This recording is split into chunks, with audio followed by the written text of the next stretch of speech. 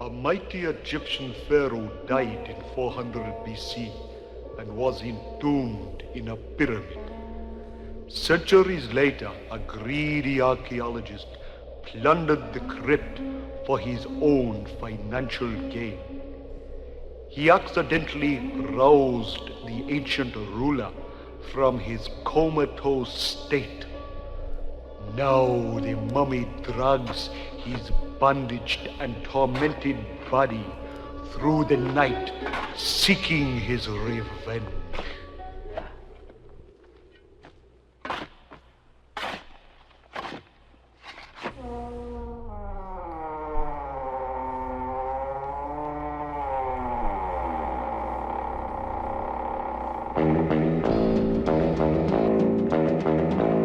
Last night at the museum, they were searching for a trace of the thief who stole the mummy's bracelet from its case.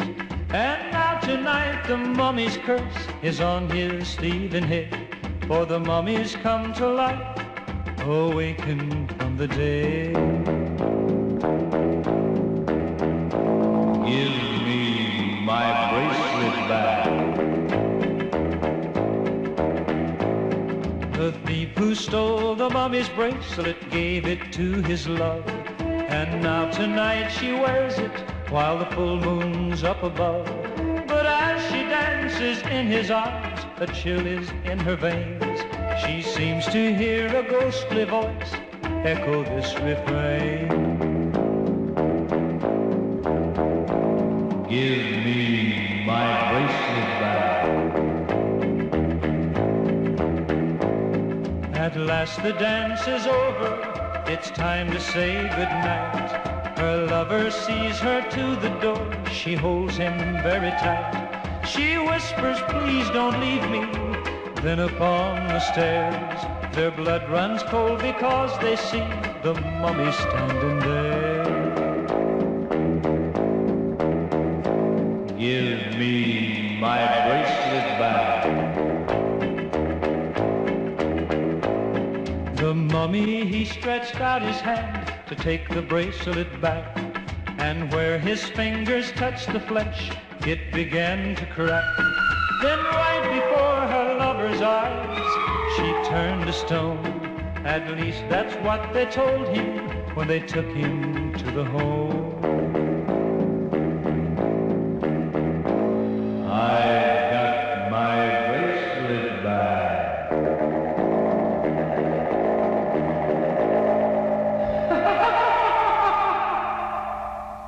Sir, can I carry her back? No, thank you. Sorry. So sorry. Excuse me.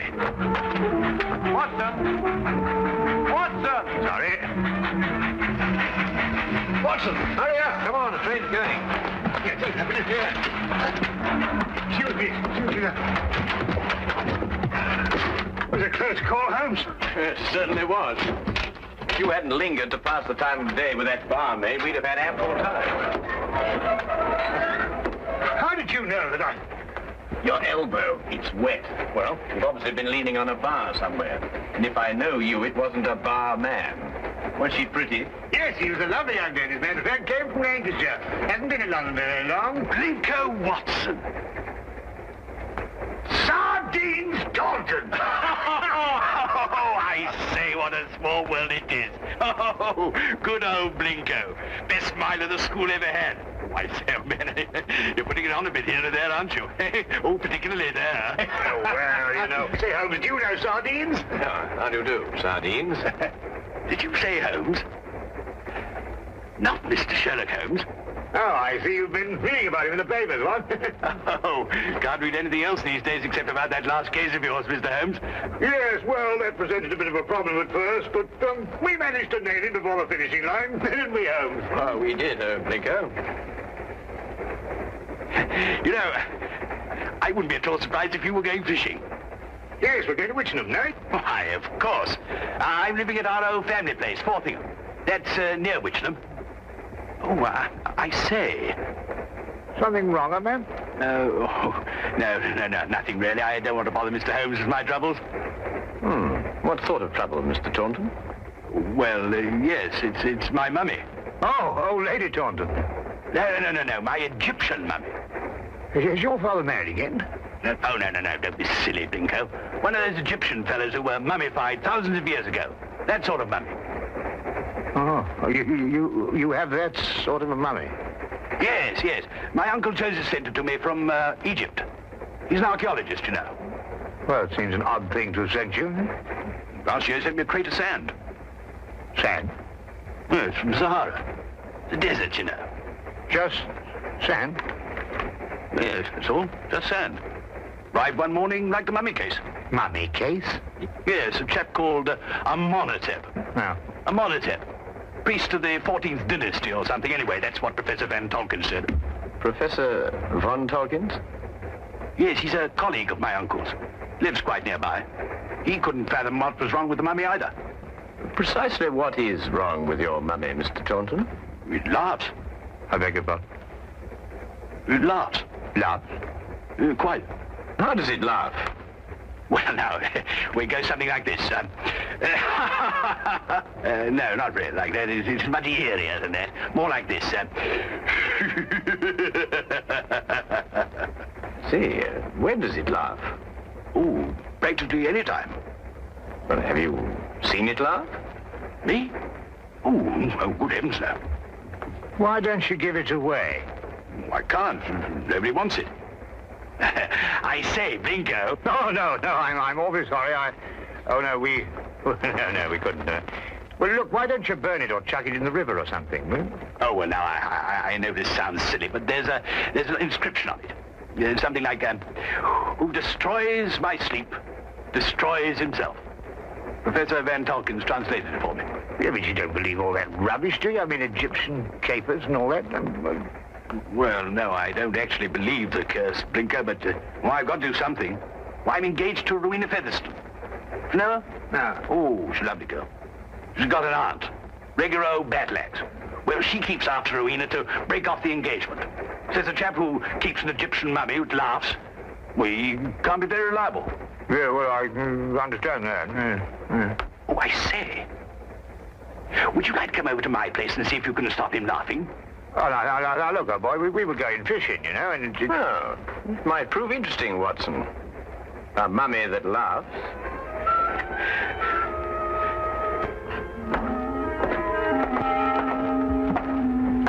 This is, Amenhotep. Well, he doesn't look as if he had much to laugh about. You wouldn't think so, would you? Wait till you hear him, Blinko. Frightening, positively frightening. 14th dynasty, I see. It's an exceptionally fine sarcophagus. I must say the funerary carvings of the 14th dynasty were the most beautiful ever known. Ah, yes. Amenhotep was a priest warrior. And here's the curse. Yes, who destroys my sleep, destroys himself. Makes you think, what? Ow. This thing's full of splinters. I'm always pricking myself on it. When did the mummy start laughing, Reggie? As soon as you received it 6 months ago? No, rather not. First he was very well behaved. Quiet as a lamb, then he started it about a month ago. I see. I take it these are the other Egyptian trophies your uncle sent you. Yes, rather. I stick them all in this room here. I call it my Egyptian room. You know, I wouldn't like Uncle Joseph to come back and think I didn't appreciate the gifts he sent me. Pretty touchy about the things they dig up, these archaeological fellas. Yes, quite naturally. Has your uncle been in England recently? Oh, no, not since he went galloping off east as a young man. Must be at least 40 years, I think. Then you've never seen him? Oh, no. Oh, I say, that's the Sahara sand I was telling you about. Oh, yes. Does your uncle never write to you? No, never. Just sends back the things he digs up. Have you got a photo of him by any chance? Yes, this one.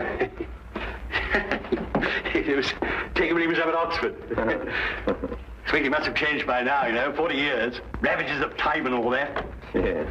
Oh, I'm sorry, Reggie. I didn't know you had visitors. Oh, no, don't go, Rowena. I want you to meet my guests. This is, Blinko, Dr. Watson and Mr. Holmes, Mr. Sherlock Holmes. This is my fiancée, Miss Featherston. Mr. Sherlock Holmes? The detective? Yes. Yes, he's come to look into this mummy business for us. Have you found anything, Mr. Holmes? Why does it laugh? Well, perhaps he tickled himself to death. I keep pleading with Reggie to get rid of it, destroy it, anything. But he's afraid of the curse. Well, I'm the one the curse is going to work on, and you know what they are. Really, Reggie, this is the 19th century. And Aunt Agatha wants to know when we're going to eat. She's famished. Woman's always famished. Please, Reggie, she is my aunt. Well, I suppose I shall have to cook dinner myself. Cook left last night, 4th of the month. Say, Binko, you cook? Well, Reggie, you didn't invite Dr. Watson here to cook. I'll cook. Well, maybe I better do it myself after all. We'll both cook. Come on. How many of us are there? 5? No, 6. I've asked Professor Von Tolkins to dine. I say, if you'd like a glass of sherry or a brandy or soda or something, you'll find it all in the cupboard over there. charming girl. I say, Holmes, let's finish up this matter in short order, eh? I hear the fish roundabout here actually snapping. I wonder. You wonder what? You found something, Holmes? No, I wonder if Miss Featherington can cook.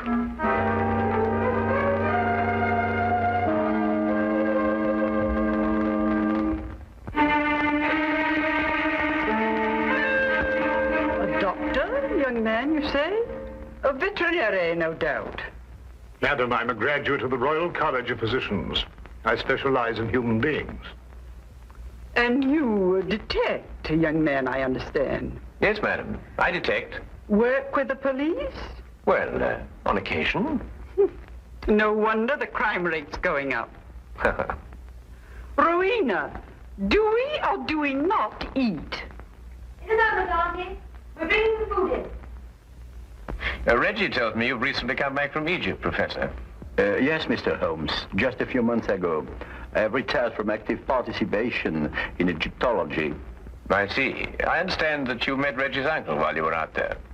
Yes, Professor Taunton and I excavated for a long time together in the valley of the Lower Nile. Is Professor Taunton still active? Yes, Joseph is engaged in important excavation at the present time. You must be very glad to see all your old friends and relations again, Professor, after all these years. I've been gone so long, Doctor. I no longer have friends. And I'm afraid even my family wouldn't recognize me. Well, here we are at last. Better late than never, I always say. Oh, please do help yourselves, everybody. Informality's the form. Local trout. We used an old recipe we found in a cookery book in the kitchen. Didn't we, Reggie? Yes, at least I think it was a cookery book. I read something about mixing nitrogen with hydrogen or something other at the end of it. Oh, Lord. Well, this is splendid. I haven't had a decent, well-cooked fish like this in years.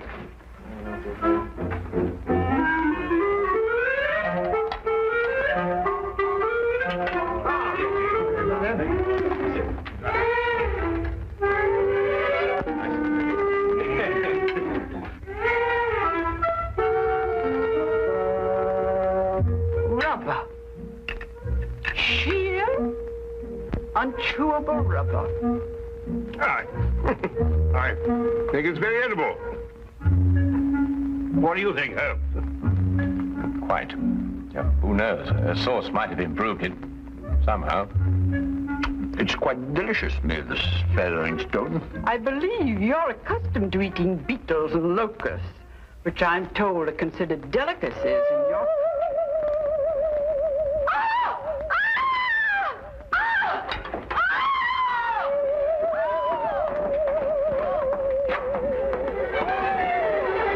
Reggie, take the other end, would you? Carefully, please. Carefully.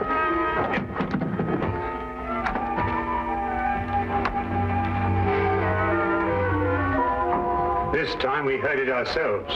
Yes, Watson. This time we heard it ourselves.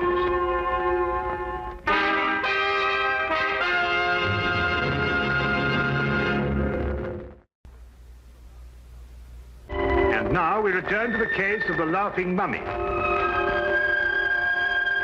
Of all the silly things I've been inveigled into by you, this is the silliest. There we are.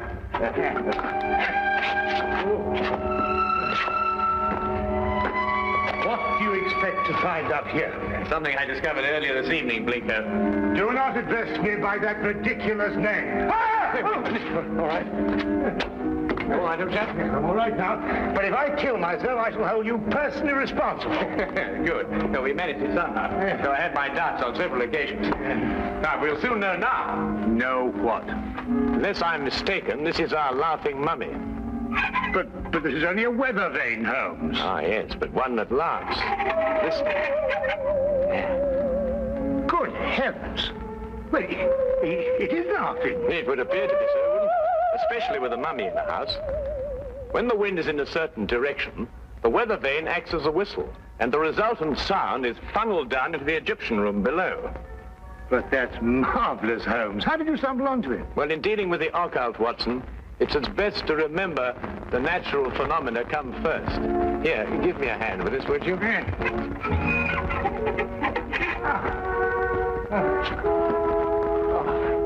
One. That's wonderful. Now, be careful you come down, Holmes. Yeah. Just be careful.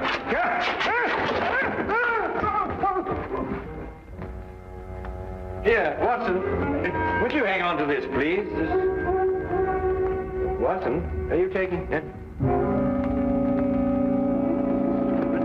Watson, where have you gone? Watson? Watson? Watson?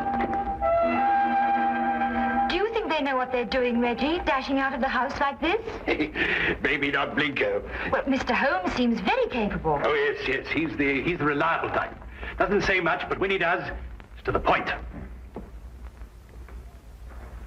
Like me.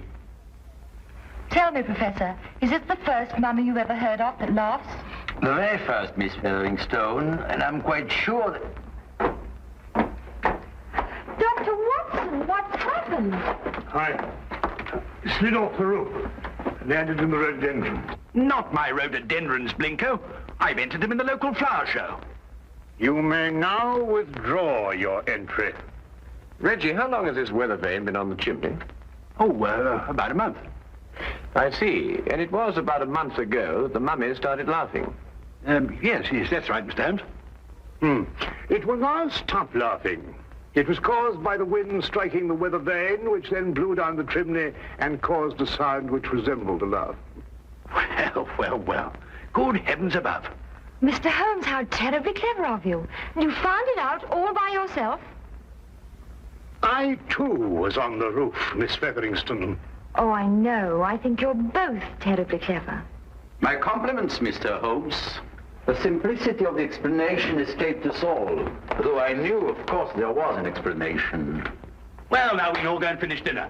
We've got something else coming, I think. Lamb, isn't it, Rowena? I think so. Meat of some kind. Good. Oh, Reggie, Yes, Mr. Holmes? who stuck this on the chimney?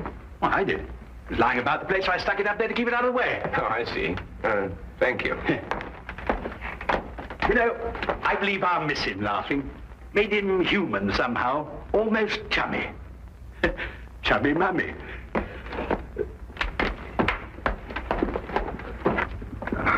Oh, well, that's another mystery we've solved, eh, Holmes? Yes, Watson. But in solving it, we've been confronted by a far deeper mystery. And? What do you mean? You may observe the sarcophagus is of the 14th dynasty, but the mummy itself is of a much later period. Well, perhaps they had an old box lying about when the chap died. Yes, possibly. But it would have to be lying about for a very long time.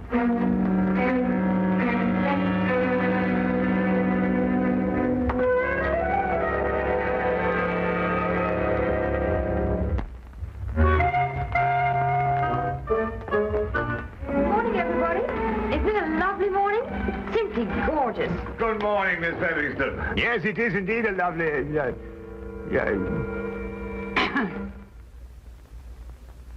You look very refreshing, Miss Featheringstone. Very refreshing. And I am. No mummy laughing any longer, thanks to you, Mr. Holmes. Well, I say, what early birds we all are. Morning, everybody. Morning. Morning. God's in his heaven and all's right with the world and all that sort of thing, you know what?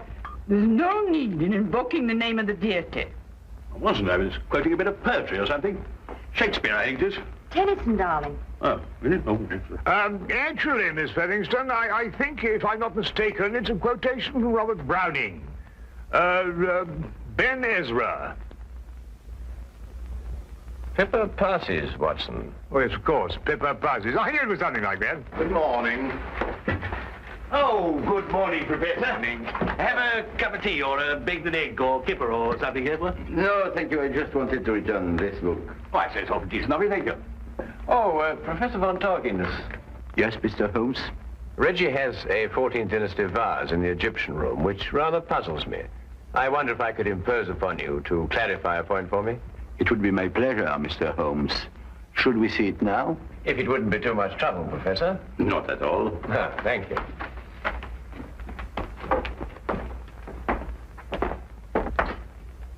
Yes, the composition of the pottery struck me as being rather later than the 14th dynasty, Professor. This is the vase I referred to. Considerably later, Mr. Holmes. The 18th dynasty, in fact. I rather thought Reggie was mistaken, as he was also mistaken about the mummy. The mummy? I'm afraid I don't understand. Don't you? I believe it was you who told Reggie that Amenhotep was of the 14th dynasty. It was, Mr. Holmes. But of course, this mummy, like the vase, is of a considerably later period. Really?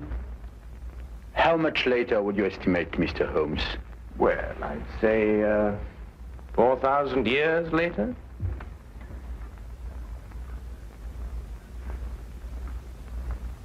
How did you determine that, Mr. Holmes? Well, the sarcophagus is obviously authentic. But the burial wrappings of the mummy itself are of a comparatively modern Egyptian weave. Expertly aged, I admit. I'd hoped the discrepancy wouldn't be noticed. Well, if it hadn't been for the coincidence of the weather vane, I should never have bothered to look at the mummy so closely. What do you propose to do, Mr. Holmes? I'm afraid, Professor, I have no alternative. Holmes, what are you talking about? Professor von Tolkien is, I regret to say, Watson, involved with murder. Murder? But who was murdered? Joseph Taunton, Reggie's Uncle Joseph. But how do you know? Where's the body? You are gazing, Watson, at the mummified remains. Oh, no, really. You're right, Mr. Holmes. This is Joseph Taunton. And if I killed him... What do you mean, if you killed him? I don't know. That sounds strange, doesn't it? Joseph Taunton and I were friends. We devoted our lives to excavating the glories of Egypt. And last year we discovered the tomb of Amenhotep. An untouched tomb, Mr. Holmes. Over 4,000 years. Joseph and I were the first human beings to set foot in it since the day it was sealed. Can you imagine what that meant to us? Yes, I can understand that. Joseph was beside himself. He wanted to open the mummy case immediately, but it was wrong, Mr. Holmes. The case had to be opened carefully, delicately. We quarreled. I tried to restrain Joseph physically, but he broke loose from me. He ran to the case and opened it, and then... And then, Professor? And then he staggered and dropped dead. As he opened the sarcophagus? Yes. There were no witnesses to what had happened, Mr. Holmes. But in our struggle, Joseph had suffered bruises. I knew what the police would believe. And so you removed the mummy of Amenhotep and substituted the body of Joseph Taunton instead? It was the only way I could get the body out of the tomb. Mr. Holmes, I didn't mean to kill Joseph. It was his heart. He always had a weak heart. You say he staggered, Professor. What did he do as he staggered? He grasped his throat as if he were choking. Watson, would you oblige me by removing the cover of the sarcophagus? Yes, of course.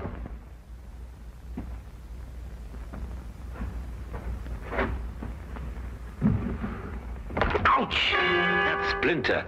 Yes, Watson, ouch. As Reggie said, and as undoubtedly Uncle Joseph said, too. Professor, would you care to take a closer look at what Reggie called a splinter?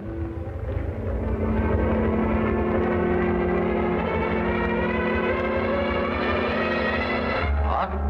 It's a hollow needle that would pierce the skin of anyone who touched it. But I don't understand. The curse of Amenhotep, and a hollow needle that contained the venom of an asp. The same snake poison that killed Cleopatra, and that killed your friend, Joseph Taunton. The most marked symptom of asp poisoning is suffocation. The victim instinctively clutches his throat. But then it wasn't our fight.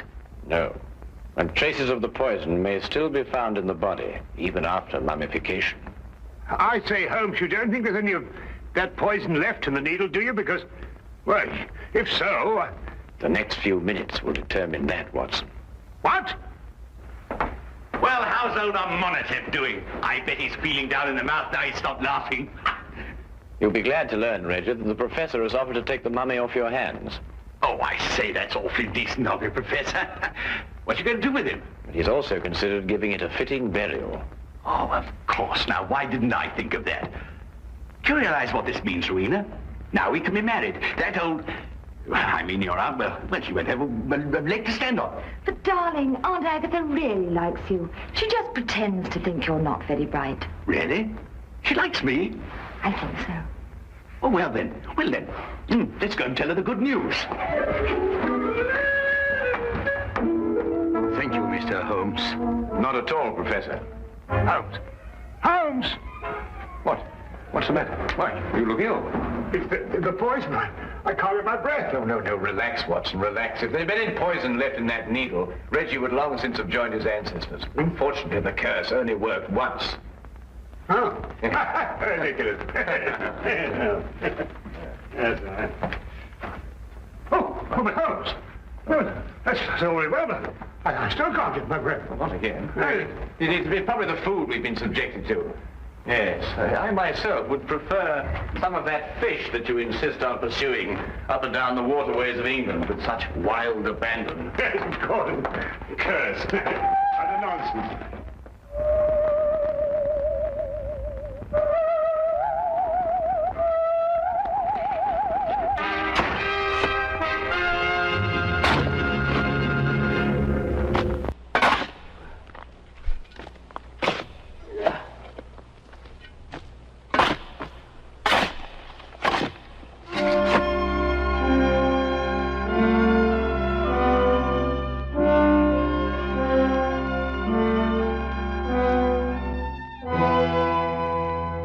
I arrived in Paris on the 3:14 express from Dieppe and went immediately to my hotel in the Rue de Lafitte.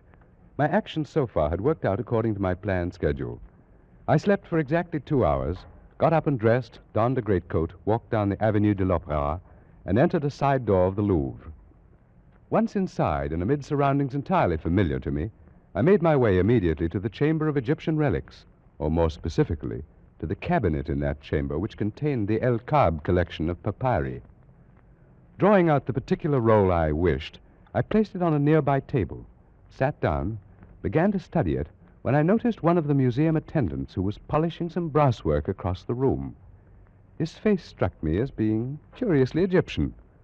On sudden impulse, I decided to cross the room and speak to him. Approaching closer, I was impressed at once by the appearance of his skin. Drawn tautly across temple and cheek, it seemed as glazed and as shiny as varnished parchment, and out of narrowed slits there glowed 2 green and vitreous eyes, misty with a dry shininess, eyes of a kind never seen in a human head before. I beg your pardon. I need one of the papyri from the Memphis collection. Could you tell me where it is? You'll find it in the last cabinet at the end of the room, monsieur. Thank you. You're Egyptian, aren't you? No, monsieur.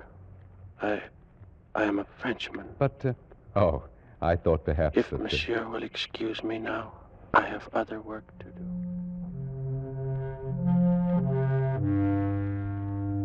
I went back to the table and took up the papyrus I had been studying before. But my former calmness in translating the intricate hieroglyphics was gone, and out of the depths of my mind welled a feeling of terrible familiarity. I concentrated more deeply on my studies, pushing aside those thoughts conducive to mental turmoil, and at last, worn out by the inward struggle, I fell asleep.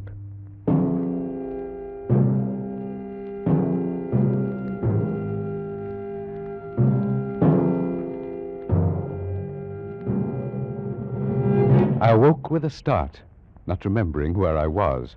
It was quite dark for a moment.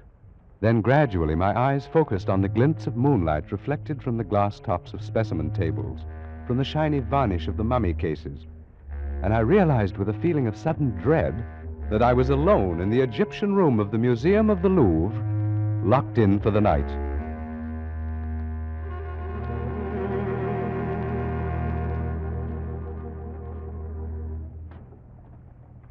And I saw at that moment, approaching through the moonlit halls, a dim yellow flame. Nearer and nearer it came until I could perceive above it, as though floating in the air, the eerie, glistening face of the man I'd spoken to earlier. I shrank into the dark shadow of my corner, and he passed without seeing me, stopping before the mummy cases a few yards away. Scarcely daring to breathe, I watched him place the light on a table and begin feverishly to examine the tags on the specimens. In a moment, he gave a cry of delight, and, drawing one of the mummies from its resting place, laid it on the table in the full glow of the lantern and set to work. He was unwinding the wrappings from the head of the corpse. A few turns revealed a tumbled cascade of black curls. A few more, the snow-white brow, then the delicate nostrils, and at last, the full, warm, passionate lips, the face of the most beautiful woman the world has ever seen. Ah, ma pauvre petite, so long it has been, so very long. You must forgive me, beloved. I could hardly believe my eyes. The man was obviously in love with this mummy. After a while, he left the body, turning his attention to one of the glass cases filled with an assortment of rings. From a pocket of his garment, he'd taken a small glass bottle containing some kind of liquid, and he used this now to test the rings, rejecting them one after another. Then, at last... This is it. It's the one. At last I found it. The ring of Thoth. In his excitement, he dropped the bottle, and I gasped in surprise at the sudden sound. Who's there? I beg your pardon. So it is you. No, do not move. I didn't mean to spy on you. I fell asleep. Who are you, monsieur? I am John Vansittart Smith, a student of Egyptology. No matter. You will observe this knife. Yes? Had I discovered you 5 minutes ago, monsieur, I should have slain you without a word. What? As it is now, I have found the ring. But I warn you not to interfere with me in any way. I really haven't the slightest intention of it. After all, I'm only here by accident. Perhaps. I say, you shouldn't have unwrapped that mummy, you know. It's starting to deteriorate already. Oh, my beloved. Yes, before our eyes, the lovely face was crumbling, the hair falling away, the skin shriveling and cracking, the lips fading. The man hovered over the decaying body a moment, murmuring sorrowfully, and then he turned again. No matter. That will not make the least difference in a little while. Of what importance is the dead shell, so long as her spirit waits for me at the other side of the veil? What are you talking about? What is it you're proposing to do? Tonight, monsieur, I have ended a quest and broken at last the ancient curse. Nothing now can prevent my joining her. Are you actually claiming that you knew her? She was Atma, daughter of the governor of Abaris, and both she and I lived in the reign of Tutmosis 3,500 years ago. You're obviously mad. Perhaps, but not in the way you think. There may be design in this, your coming here. it may be decreed that I should leave some account behind as a warning to other mortals as rash as myself. Very well, then. So be it.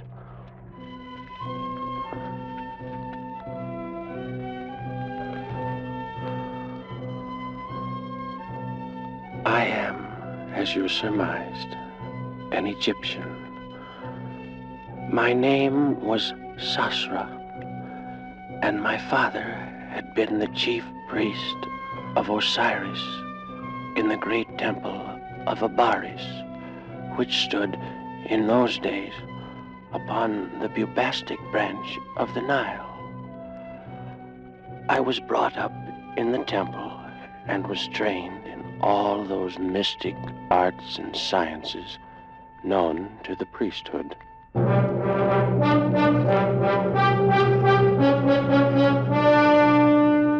Of all the mysteries that I studied, none intrigued me more than the question of life and death. And even to this question, in time, I found an answer. But for a man to live beyond his allotted span of years, Master Sastra, the gods have not so ordained it. Then perhaps they will have to revise their ordinances now that I've discovered their secret. 'Tis not well to jest. I tremble, for though I've labored in your service for a year, I knew not the goal of your endeavors. May Osiris forgive me. Ah, what a pity you look upon it this way. For I'd thought that in return for your assistance, I should grant you, too, the gift of centuries of indestructible life. I would not have it, Master Sastra, and I beg that you, too, forgo it. Forgo it? I introduced the fluid into my veins 1 month ago. Oh, no. Then you are lost indeed. Lost? Do you call this being lost? Let's see now. My heart should be about here. Oh, that knife. No, don't.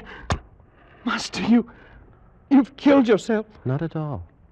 See? It bleeds a little. But in a while, the wound will close up. And that's all. It's immortality. No. I shall not live forever. But for 5,000, perhaps 6,000 years, I shall be immune from all dangers of violence, poison, disease, starvation. You cannot die? Now, with this fluid in my veins, nothing in this world can end my life. Sastra, are you there? Someone calls. It's Parmes, the priest of Thoth.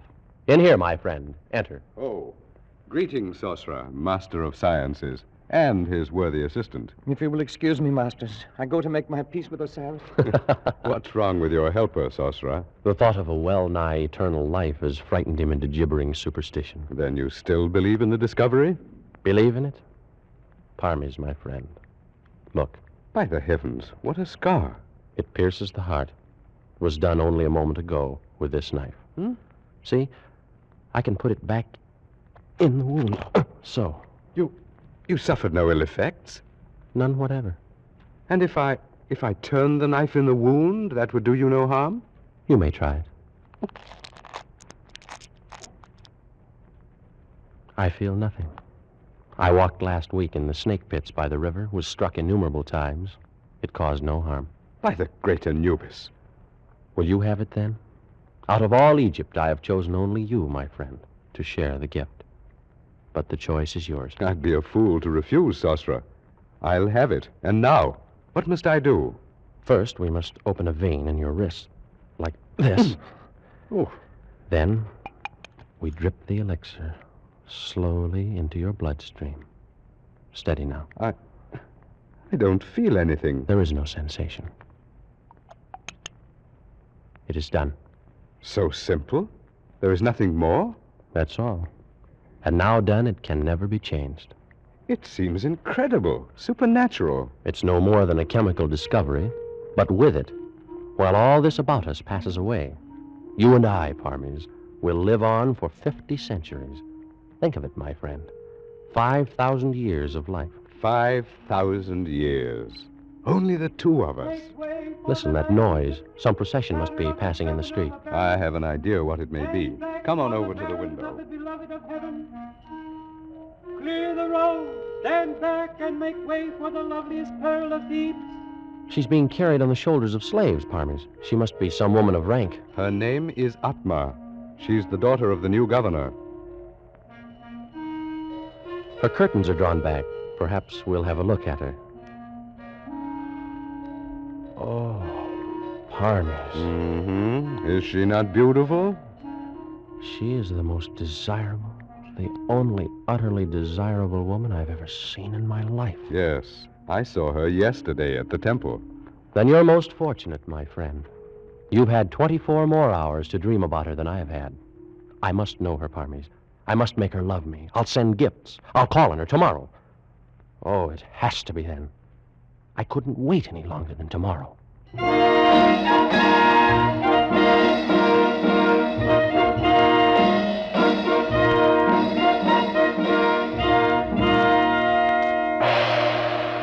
visitor calls upon the beloved of the universe.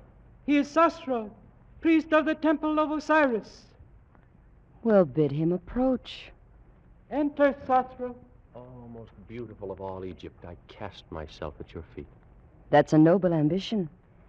But wouldn't it be much better to sit here beside me and watch the fish in the fountain? Much better. You will all withdraw, except you, my girl. Play something for us, at a distance.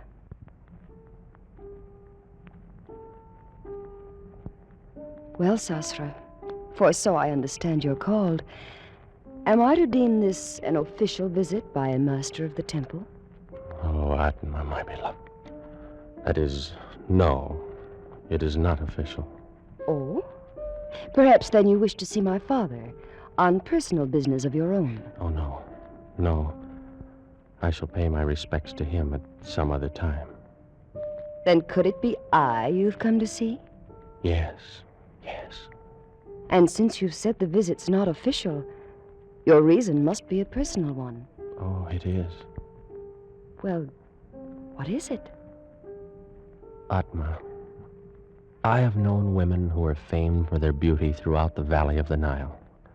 But not one, not all of them, are so lovely as you. How thoughtful of you to come here and tell me. Atma, I've no wish to intrude my desires, my hopes, beyond such extent as you may wish to hear. But, oh, I'm finding this very difficult.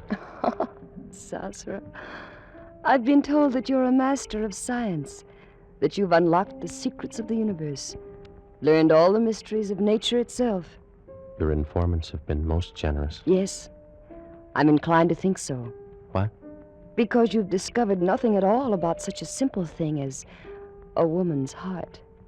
What do you mean? I come from Thebes, and the women of Thebes are warm-blooded, passionate, and we know what we want. Atma. I saw you first 3 days ago. Why do you think I told my bearers to carry me down that street beneath your window?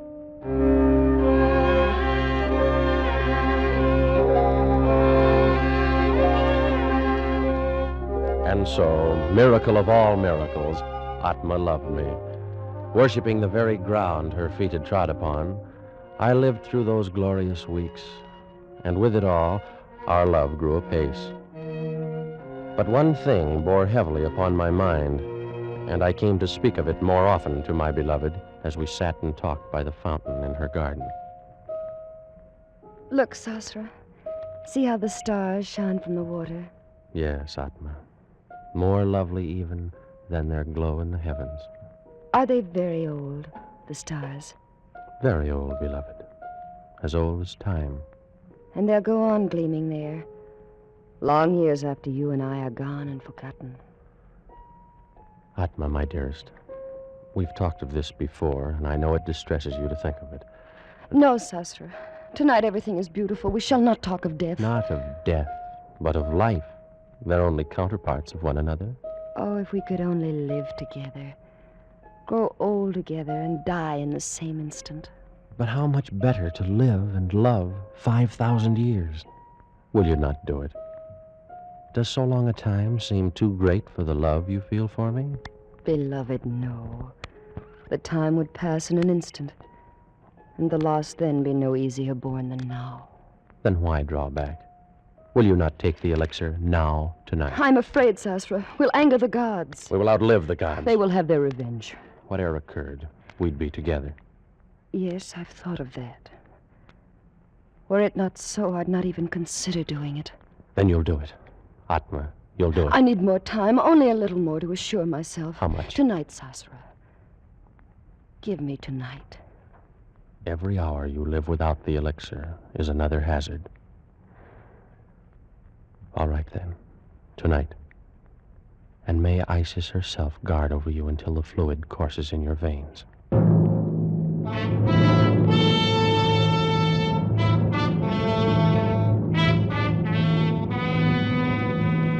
And so, on that accursed night, I went to my chambers and slept. And while I slept, the moon of Isis shone over the delta of the Nile. Shone but to light as foul a scene as was ever done on earth. Some hours had passed away. Master Sorcerer! Master Sorcerer! Awaken! Master, awaken at once! You know, who is it? Oh, what a terrible thing has Let me turn transpired up the this lamp. night.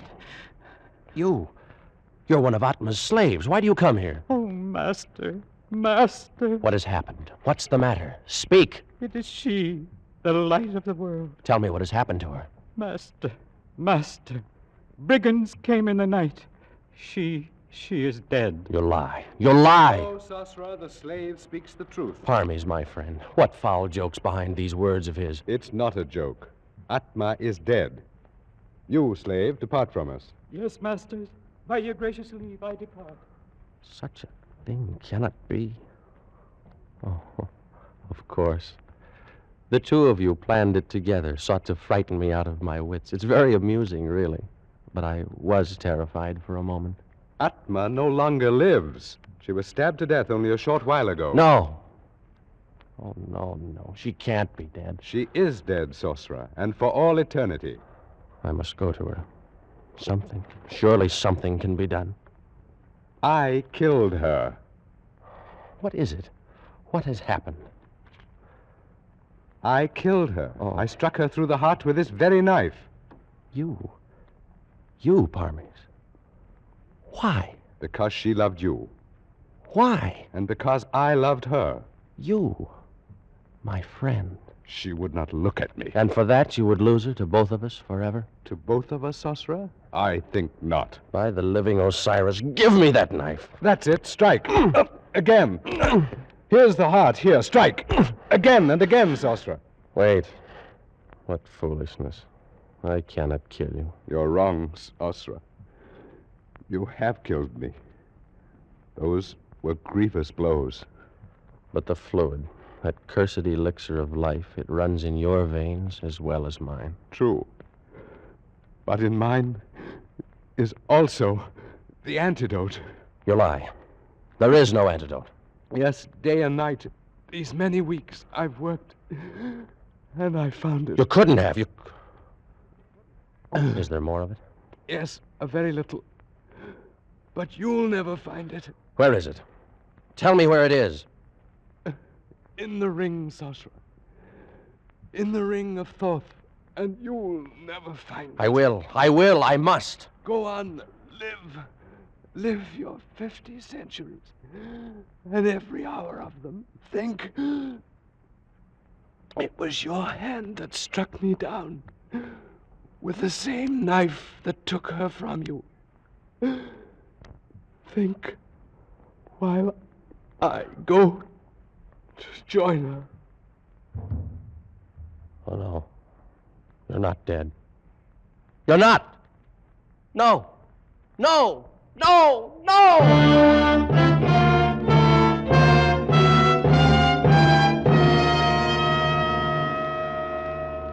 For months, I searched the papers, test tubes, and the chemical flasks in the chambers of the dead priest of Thoth.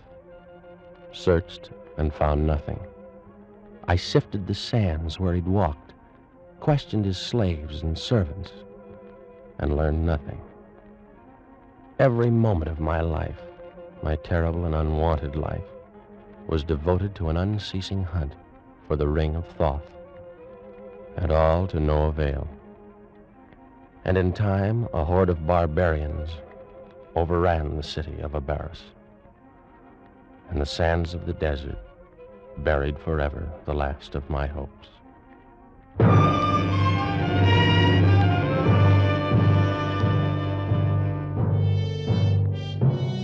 And so began the deadly march of the centuries. How can you know how terrible a thing time is? You, who've experienced only the narrow course between the cradle and the grave. I've floated down the whole stream of history. I have traveled in all lands, and I have dwelt with all nations. Every tongue is the same to me. I need not tell you how slowly the centuries drifted by. Centuries without end, years without number. And so I came to be one day, a few weeks past, in San Francisco, where I came across a certain item in a newspaper. Among recent discoveries in Lower Egypt is an unopened mummy case containing, according to the inscription on the outside, the body of the daughter of the governor of Abaris in the days of Tutmosis.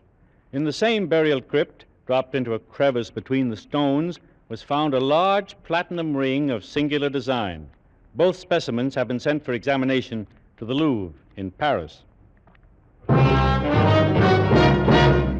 So, I presume you came here to Paris, obtained this position of attendant in the Louvre with the idea of... Only yesterday, Monsieur Smith. As you may imagine, I had little difficulty in convincing the director of my knowledge of Egyptian relics. The ring, then. The one I saw you remove from the case is the Ring of Thoth? Without question. You've discovered how the ring must be used? The secret is obvious. See, the stone is hollow, and drops of liquid move within it. Have you considered the possibility that this antidote may not perform the function which has been claimed for it? It will, monsieur. And there'll be no need of a knife to strike me down. My death was due in a time long past, and only this damnable fluid that runs through my veins supports the weight of my years. I delay no longer. I go to join her where she waits for me in death. No, don't. Oh. Too late. I've broken the gem. I've taken the antidote. I stood and watched him with a terrible fascination, but without pity and without compassion. He turned away from me and reeled toward the mummy he'd left on the table across the room. But even as he turned, the parchment skin of his face cracked and shredded. Discolored lips shriveled away from the yellow teeth. The vitreous eyes withered into nubs of formless plasm, and the full weight of his 3,500 years descended on him in an instant. I left that room of death and walked over the marble floors toward the exit, my footsteps echoing through the empty halls, even as they had echoed for so long in the corridors of time. And I wondered as I walked if Sosra knew now what I knew, that the antidote in the Ring of Thoth can bring death to the body, but not to the soul. And I wondered in what cloak of flesh his spirit now dwelt, just as I, Parmes, priest of Thoth, had for the last 40 years of my 3,500 dwelt in the body of John Vansittart Smith.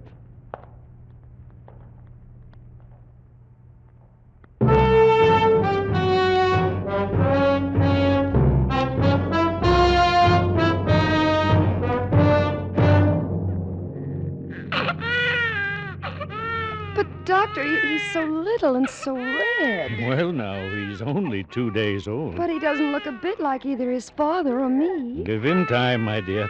All babies look pretty much alike when they're first born. Well, I don't know. His eyes, or it's silly, of course, but he looks like an Egyptian.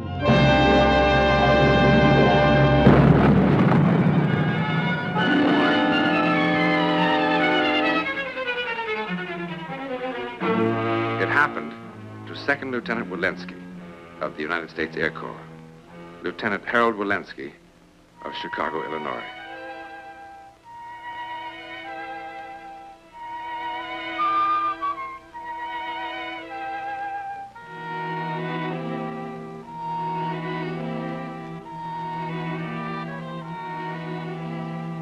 It could only have happened here, for the ever-shifting sands of the Sahara have drifted back and forth for many centuries, covering and uncovering civilizations that harken back to the very beginning of man's culture.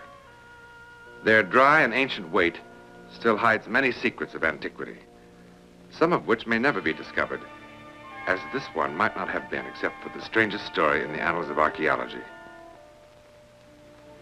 For when the almost lifeless form of Lieutenant Walensky was found 4 days later, this key to the past was once again buried beneath the sand.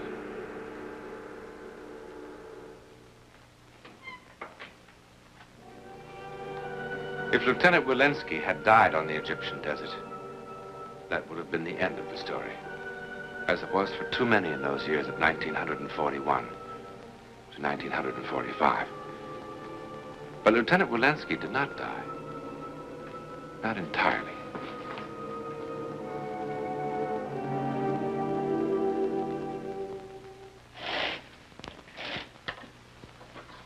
How's your health this morning, nurse? Fine. How's yours? Great. Well, where's my good morning kiss? Walensky, you're incorrigible. Well, I wouldn't want you to feel that you're losing your appeal. Let's see, 31 days stuck inside this thing. That's 31 good morning kisses you owe me. Such a one-track mind. You know, nurse, I strongly suspect you're a cold woman, just like all the other British females. We're nothing at all like the females from your old Chicago, I assume. A different breed entirely.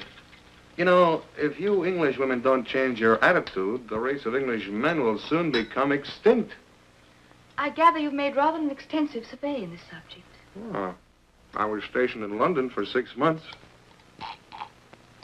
I had to do something with my time. Oh, of course. And naturally, nothing else occurred to you. Is there anything else? Wait a minute, nurse. Would you mail this for me? My ex-wife in Chicago's asking for more alimony. She says, what do I need money for lying in the hospital? I told her to come and get it. Oh, you're a funny man, Walensky. More alimony. I'm telling you, nurse, more alimony for her boyfriends, that's what it is. Lieutenant? What? What is this? I don't know. Well, did you draw it? Yeah, I guess so. I guess I just sort of doodled it. I'm a great doodler. Doodler? Yeah. That is hardly doodling. Well, what is it? Looks like old Egyptian writing. Hey, nurse, maybe it's a secret code. Maybe I'm a Nazi spy. Well, in that case, I won't bring you any breakfast. Let someone else bring food to the enemy. Now, hey, I'm hungry. Are now seen to be inaccurate and premature. In view of Dr. McAllister's findings at the oasis of Corfu. How are you this morning, Mr. Brimley? Well, according to your Dr. Beauvais, I can live forever if I don't move. An extremely bad bargain as far as I'm concerned. Well, if you do what he tells you now, perhaps you can do what you want to do later. Hearts have been known to mend, you know. Save your fairy tales for your more gullible patients, nurse. Any letters for the post this morning? No, perhaps later. Mr. Brimley, could you take a look at that?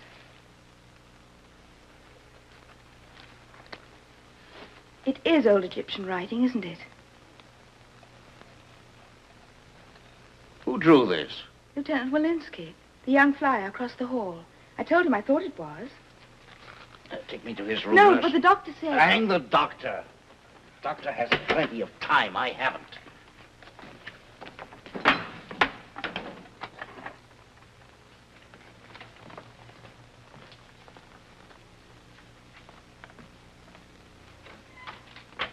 I have a visitor for you, Lieutenant. All right, bring him in. Anything for a little action. My name is Brimley. I'm across the hall. So? Oh, this is not a social call, Lieutenant. That'll be all, nurse. Thank you. No? Maybe you want to sell me some sunburn lotion. I'm an Egyptologist, Lieutenant.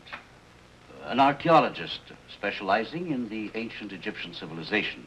I work with the Egyptian Department of Antiquities. So? Well, obviously, you are very well informed on the culture of the pharaohs. But if there's any reason why you don't want to discuss it... Discuss what? Well, certainly you've done a great deal of work on the ancient hieroglyphics. I have? On the back of this envelope, you have drawn the seal and the personal motto of an ancient Egyptian monarch. Oh. Something I saw in a museum, I suppose. When we were in grade school, they used to drag us to a museum every year. The existence of Prince Herkner was unknown then. Well, maybe I read it somewhere. No, Lieutenant. This information hasn't been published as yet, as you undoubtedly know. One of us is in the wrong kind of hospital, Brimley. How could I draw something like that if I never even saw it? That's a fascinating question. To say the least. Well, what does it say, these hieroglyphics? Well, as I said, this is the symbol and the motto of Prince Herkner. It's rather ironic, too, because the very existence of Herkner has been one of history's best-kept secrets for over 4,000 years. And his tomb is one of the very few that has never been discovered. What a find that would be. Well, the best translation we have is, "The glory of Herkner shall not die. His name shall pass from generation to generation forever." Yeah, the only name I want to pass from generation to generation is Walensky. You spent a few days wandering on the desert after you parachuted from your plane. Yeah, 3 days walking, and so they tell me, 4 days lying there flat on my back while I was acquiring this Palm Beach suntan. In your wanderings in the desert, did you come across anything that could explain this? The only thing I came across was sand. Hot sand. Anyway, after the first day, I was 3/4 blind from the glare. If your prince had come riding up to me on a 4-humped camel, I probably wouldn't even have noticed him. Well, thank you, Lieutenant. Hey, Brimley. Yes? How would you like to be a buddy? Beg your pardon? I've been trying to get my hooks on some booze ever since I woke up in this place. They won't let me move because of this thing on my face, but you get around pretty good in that go-kart of yours. How about finding me a bottle somewhere? Well, I wouldn't want to do anything that would cause any trouble. All right, forget it. It's about time. Do you mind, buddy? I'm hungry, and ancient history gives me a bellyache. Certainly, Lieutenant. Walensky, your manners are abominable. It's time you were in your bed anyway, Mr. Brimley. If the doctor caught you in here, he'd have my neck. Nurse, tell me what you know about that young man. Well, I don't know too much, except he's a very difficult patient. Samara.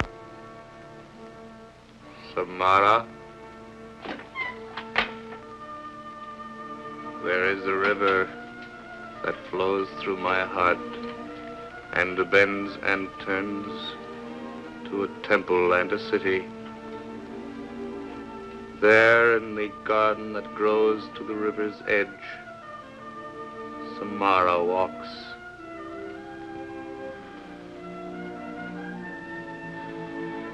Samara, your prince commands.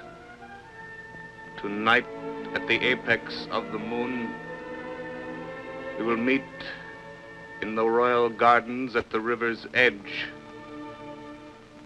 Tonight, Samara. Tonight. Some more coffee, Lieutenant. You can take it away now. I've got something for you. What? Well, you showed such a flair the other day with a pencil. I thought you might like to do some sketching to while away the time.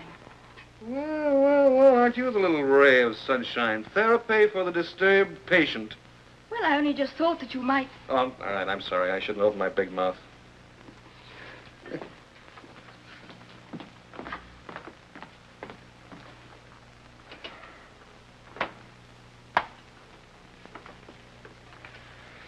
Well, Brimley, what's your problem today?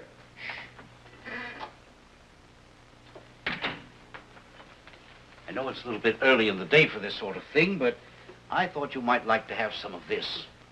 Brimley, I've done you wrong. Well.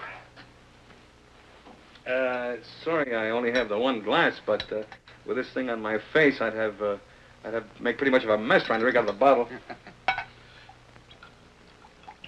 There you are. Oh, aren't you going to join me? Not right now, thank you. Oh, go on. No, thank you. Huh.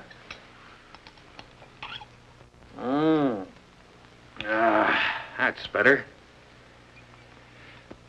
Okay, Brimley, I know you didn't bring me this booze out of the kindness of your heart. What do you want? Well, I know this may sound ridiculous to you, Lieutenant, but please bear with an old man.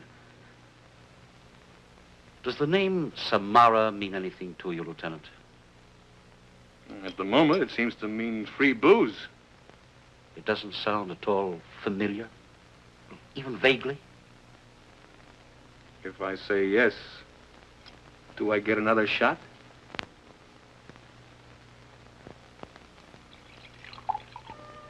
From the great oasis at Khartoum.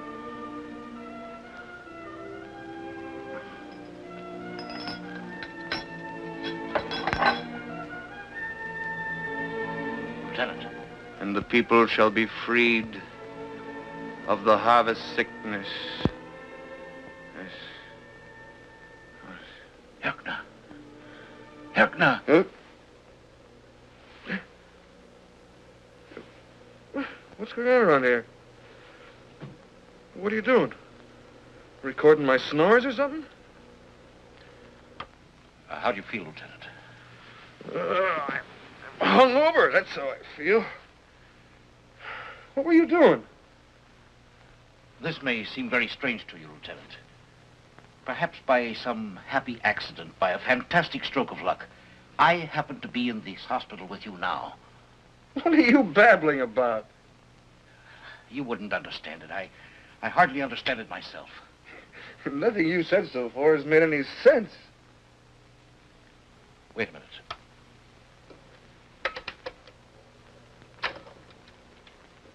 Now listen to this. The divine journey shall be given to you by the twin gods of life into eternity. Hey, that's my voice. I am Herkner, one of the most royal blood, a double son of Ra. History shall know me as a great builder. What is this, a trick? This is no trick, Lieutenant. Well, what is it then, hypnotism? I don't know what it is. Lieutenant, I want you to help me find the tomb of Prince Herkner. You want me to help find you the tomb of Prince Herkner? Lieutenant, I don't have very much time left. To find this tomb would mean a great deal to me. All right, buddy. You get me another bottle of booze, and I'll help you find anything you want. Congratulations, Lieutenant. For what? Dr. Bouvet is coming in after lunch to remove your... You mean this thing is finally coming off my face? Oh, what's with you? That's excellent. But I'm afraid the charwoman is going to take a pretty dim view of your painting on the wall. Why didn't you use the pad I gave you? Brimley. I beg your pardon? Brimley! Brimley, Lieutenant. Well, sure, who else? Look at your hand, Lieutenant.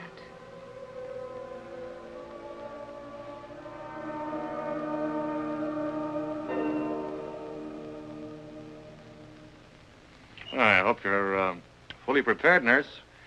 Women have been known to faint with joy at their first sight of the Walensky face. Oh, I'm pretty sturdy, Lieutenant. I haven't fainted in days. Hold it steady for a moment, Lieutenant, will you? Mm-hmm. Well, here we are.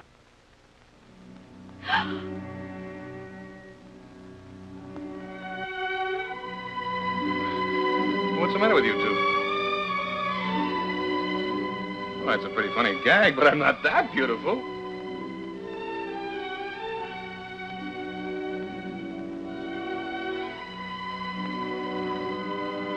Okay. Joke's over.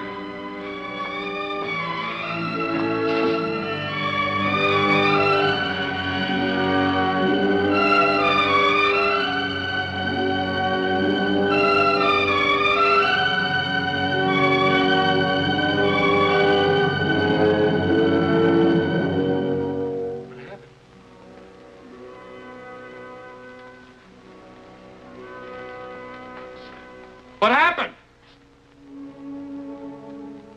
What happened? What happened? What happened? What happened? What happened? What happened? Come in.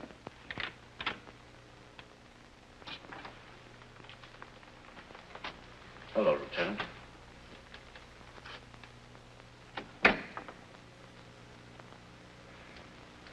Mr. Brimley, do you understand what's happened to me? Understand? No one in the world understands these things. What are you going to do, Lieutenant? Go back to the States. Find myself a good plastic surgeon. Why? It's not such a bad face.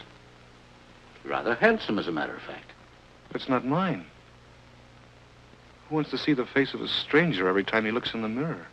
Are you sure it's such a stranger? Are you sure that you're still the same, completely the same, inside?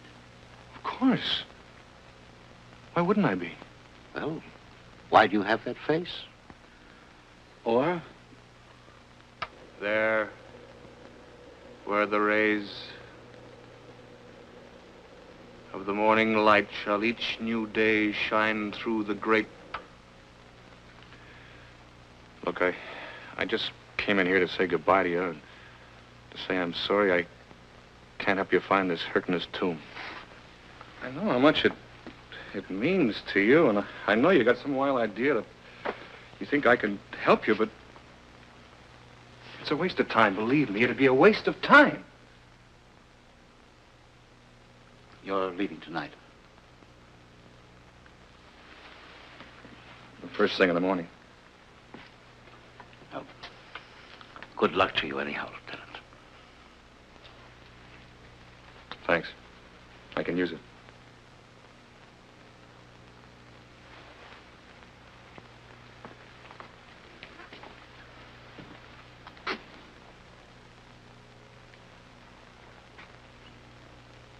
I suppose you realize there's not the slightest chance in the world we'll ever find this Herkner's tomb.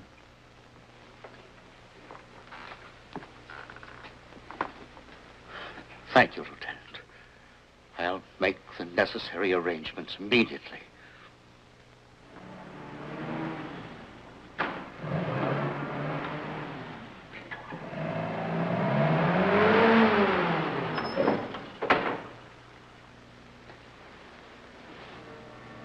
Here, Lieutenant?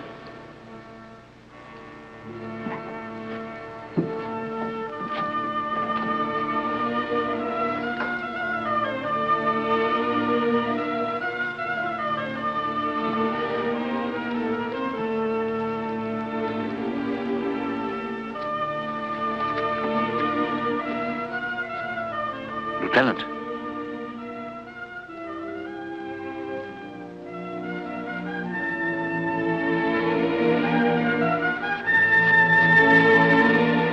Venez, apportez vos outils.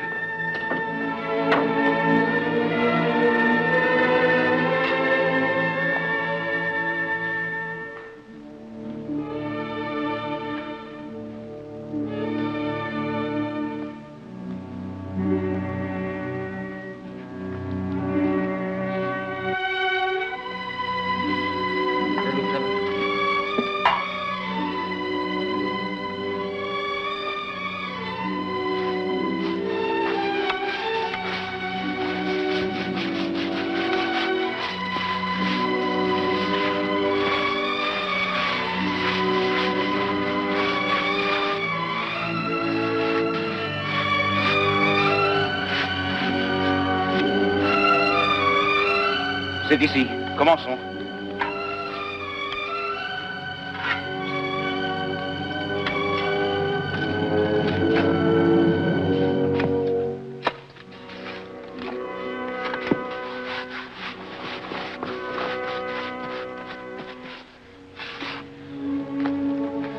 Now.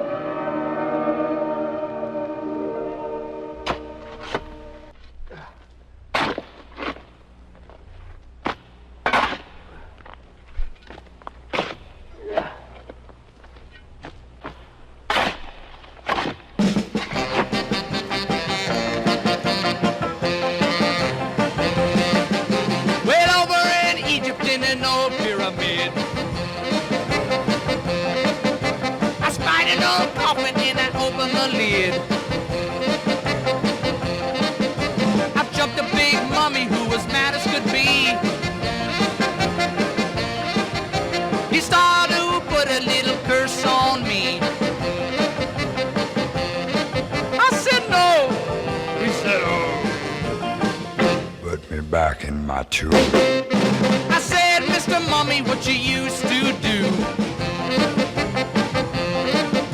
He said he used to sing a little song or two. I said, Mr. Mummy, let's get out of this sand. For I couldn't use you in my rock and roll band. He said, man. He said, Dad. Put me back in my tube.